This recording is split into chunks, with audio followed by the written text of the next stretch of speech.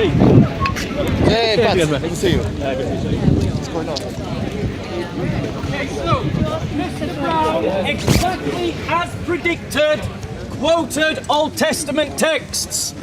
Old Testament texts are not the texts of the New Covenant. Every Christian understands our faith by a covenant system. However, he quotes Old Testament texts. He gave references, but he didn't actually quote them. I would like to hear him quote them rather than just give their references. But ladies and gentlemen, no Christian lives by the Old Testament law, because the Old Testament law is fulfilled in the New Covenant. So his criticism he needs to take to the Jewish rabbis, not to the Christian evangelists. His comparison is a false one. But what did he do in defending his Quran?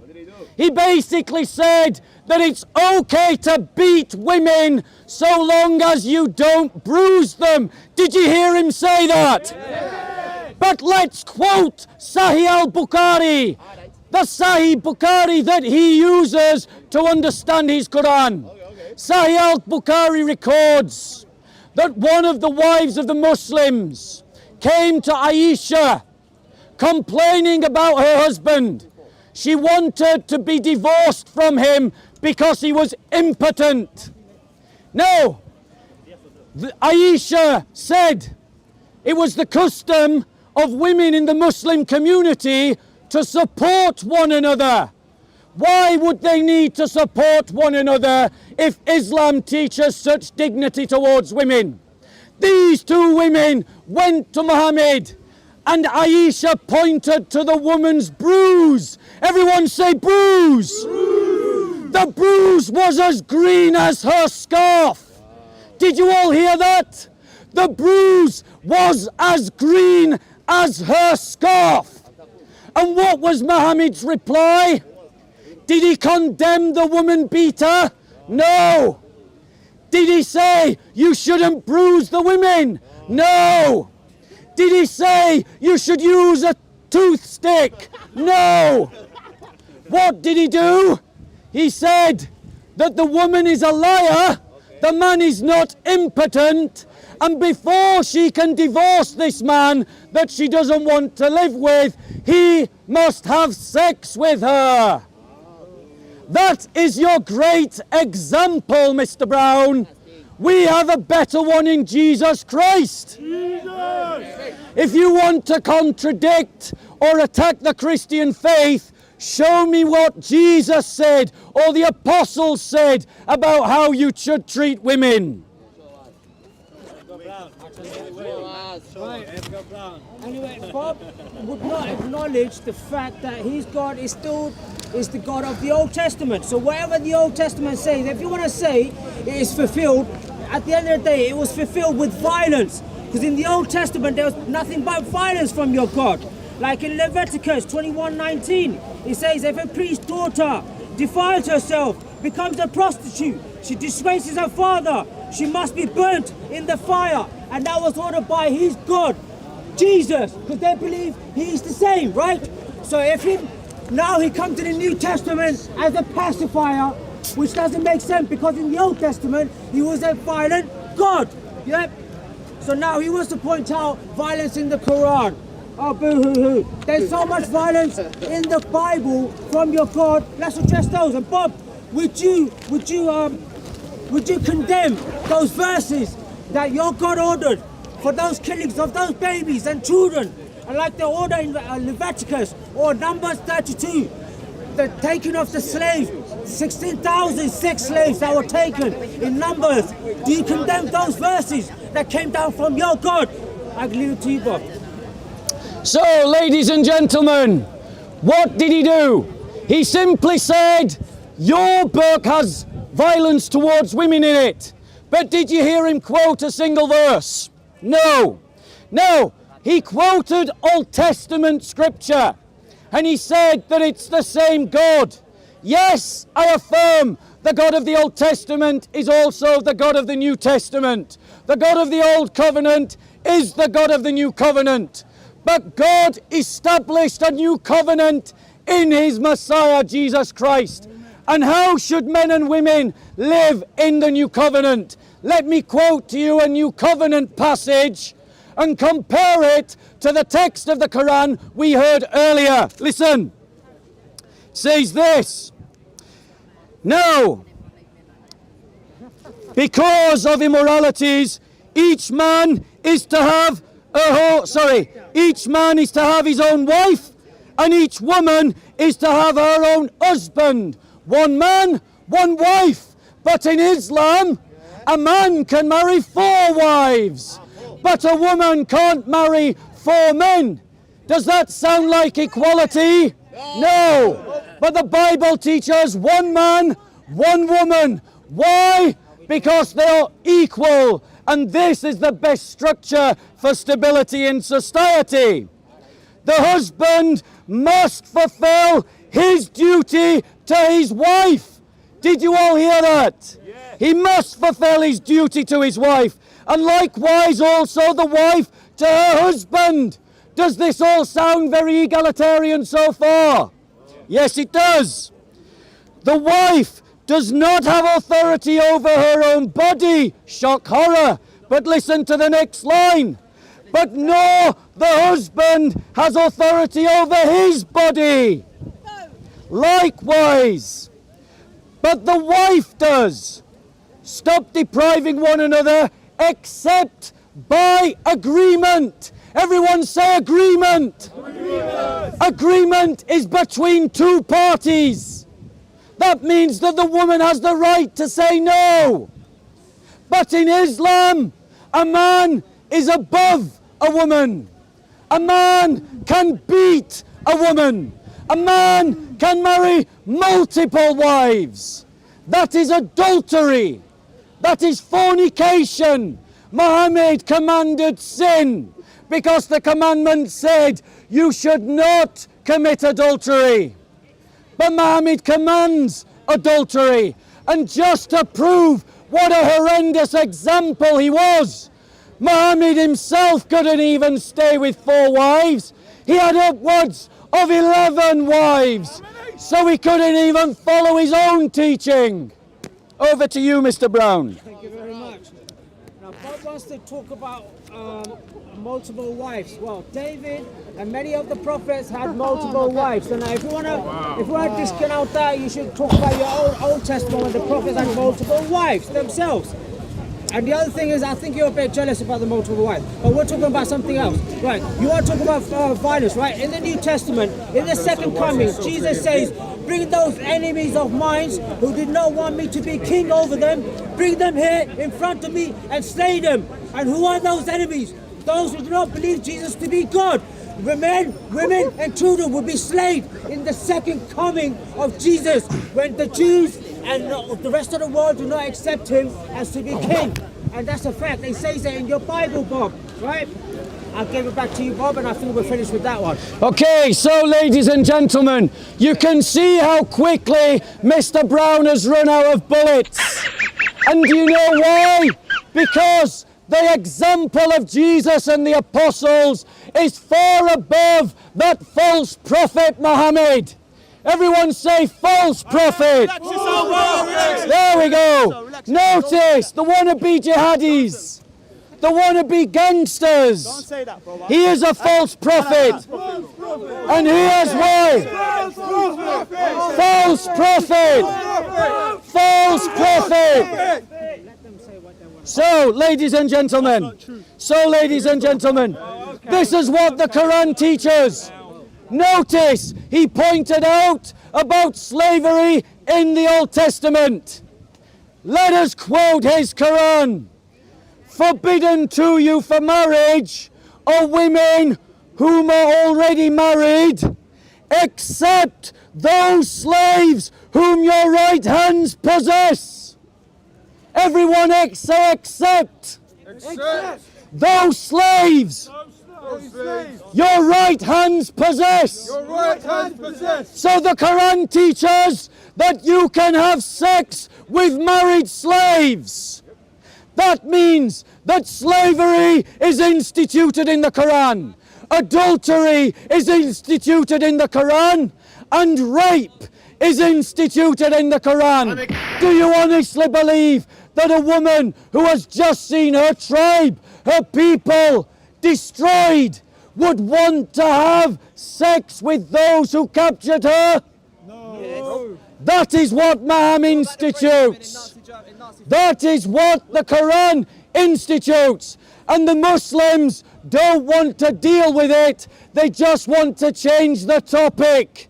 You'll see it just now. Go on. So Bob wants to talk about sex slavery. And again, I refer back to your God. Because in your God in the Old Testament gave the order to take the Amalekites, over 16,000 of them.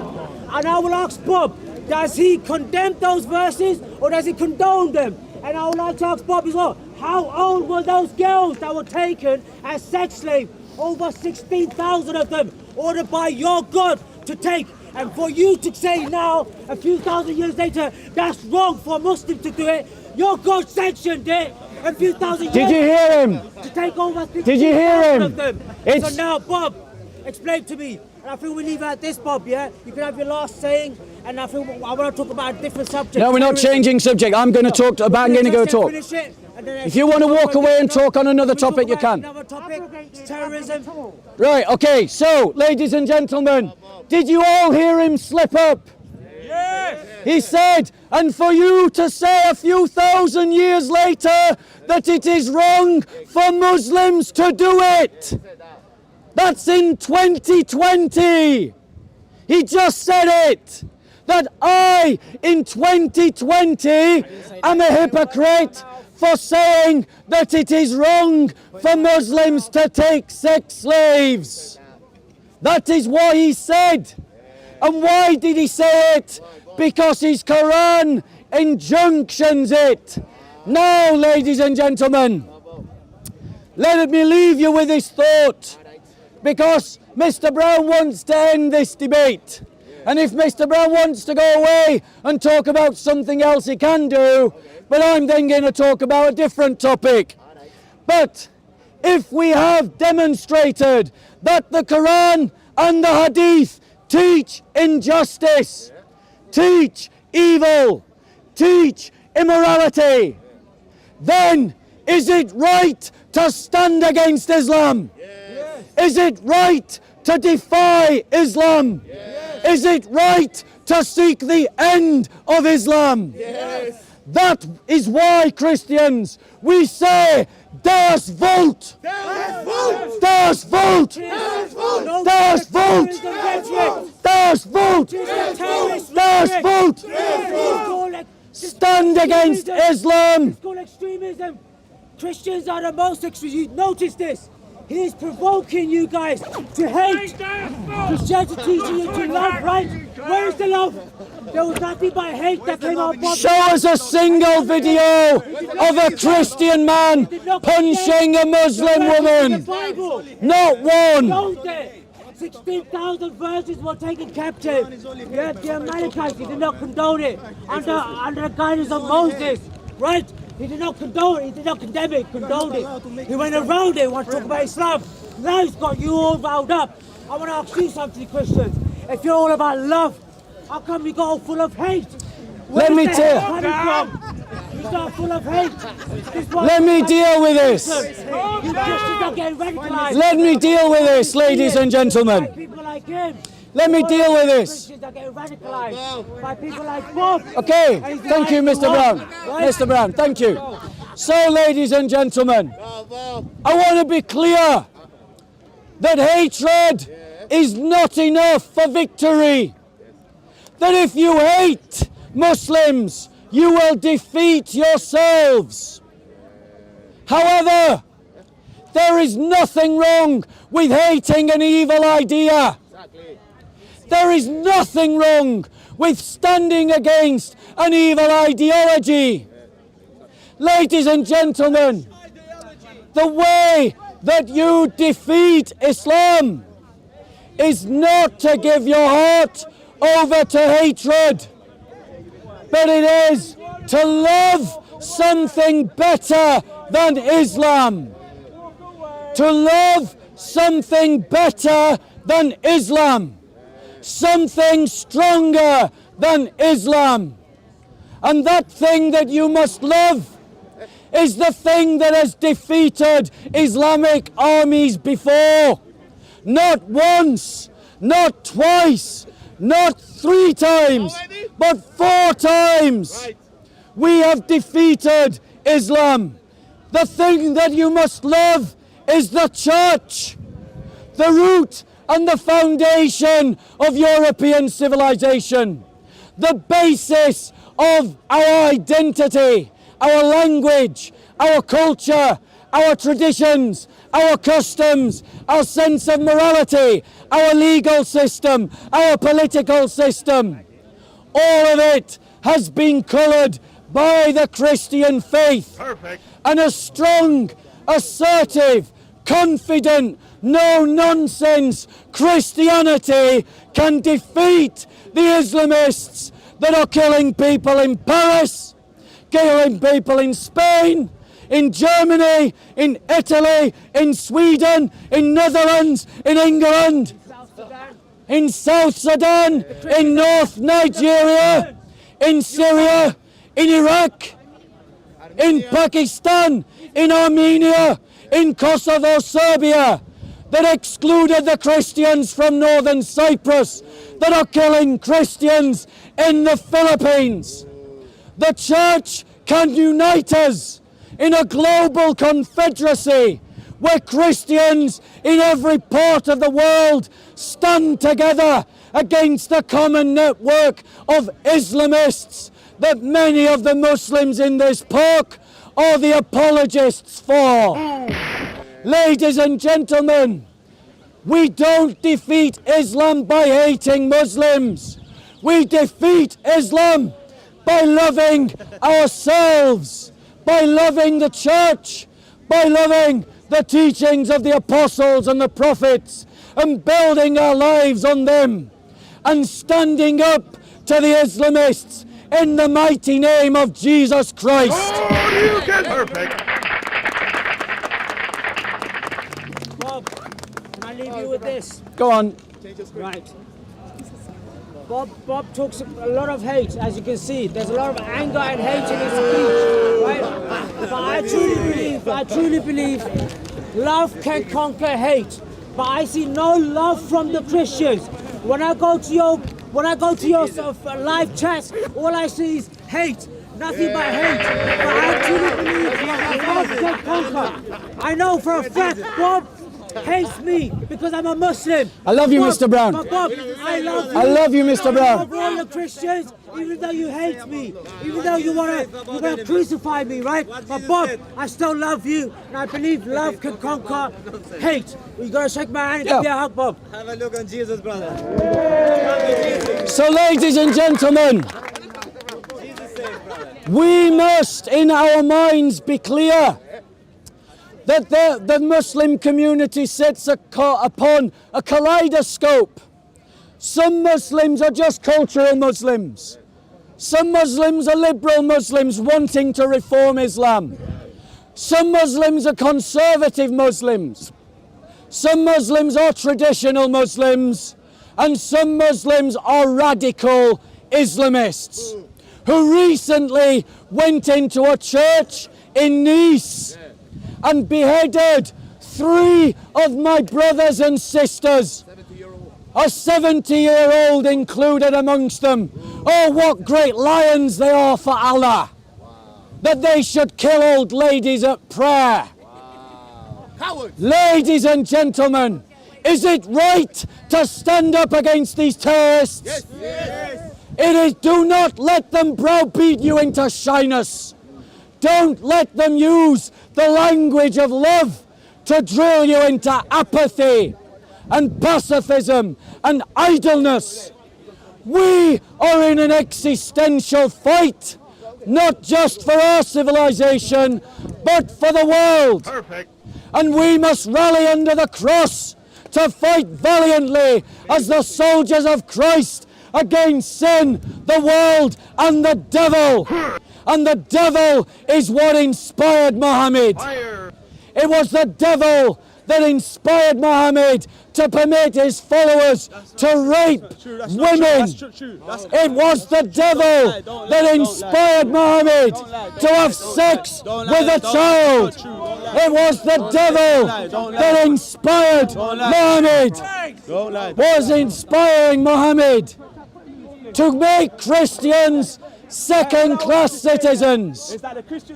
And ladies and gentlemen, make no mistake, if the Islamists win, the kind of harassment that you are seeing in the park, you will see in the streets of London, you will see in the streets of Bradford, you will see in the streets of Leeds. Get so close to him, you can smack him one. Alright, relax You're yourself, being man. dangerous. Is Get that back. what Jesus taught you? Yeah, Is that get what Jesus back. taught you? Stand up for my brother. Is that Get what back. Jesus taught you? Get back! Don't touch me, bro. Don't get near him, you can smack him and hold. Just go away. You're just provoking people. Just provoking people. Why weren't you telling him about being emotional? I have. You know, you saw me guy's telling on you. crack. So, ladies and gentlemen, let's be clear. Modine also assaulted Hatun. On the same day, she was punched in the face. It's on camera. He taps her. No. That's what he did. He is a liar. Afghan, this guy tried to steal somebody's phone. Lying. So he tried to steal somebody's phone. He also assaulted Hatun. And this, ladies and gentlemen, is what will happen Be trusted. if Islam dominates. What happened last week without any disturbance? I just want to condemn what happened last week. Yeah. What happened last week, I condemn it. Yeah? Every Muslim here will condemn those sort of acts in the park. Many of them cried out, Allahu Akbar. Muslim condemn it. But get this, wait. I also condemn, I'll get to France 1 second. I also condemn that Bob and many other Christians, instead of detaining that guy who hit Hatun, they decided upon themselves to take the authority upon themselves and start beating this guy. If the other people did not intervene, they would have crucified this guy. 1 second, guy, my brother. Now, Bob wants to talk about terrorism. Bob, why is it the fact when a right-wing Christian walks into a church, kills a bunch of black people, An ethno-nationalist. it's not called terrorism? Why? In 2019, church massacre, church shooting, 2 people were fatally killed in a church by a white nationalist. It was Thank never you. talked about Not a Christian. Not a Christian. Which is why, ladies and gentlemen, we Christians must stand against the ethno-nationalists. The ethno-nationalists are the enemies of the church. Hypocrite. They kill Christians. Hypocrite.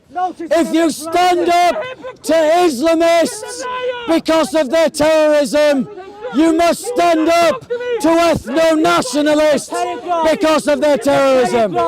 2015, the Telegraph, just because Christian...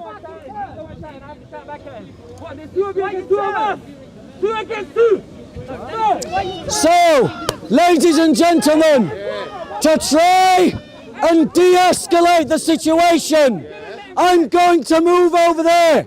If you want to listen to them, stay here. If you want to listen to me, come over here. Come on, Bob. Form a circle. Form a circle. If he wants to be an agitator, let him force his way through you. Sorry, bro. I didn't realise. So, ladies and gentlemen, today. Give it a break for 10 minutes, please. Okay. Sorry, guys, I've got to give it a break for 10 minutes. So you'll hear my voice when I start again. Have a lovely day.